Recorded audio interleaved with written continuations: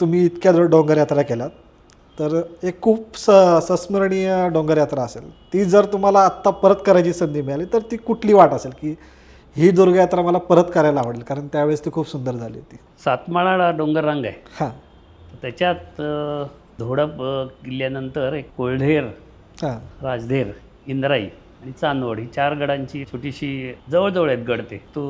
ती आम्ही यात्रा केली होती. मी होतो, दिलीप निंबाळकर होते.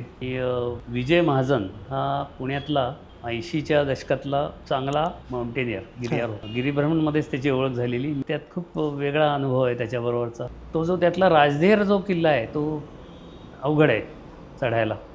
म्हणूनही मला त्याचं साह्य त्यावेळी पाहिजे होतं बरोबर आणि उपयोग झाला त्याचा.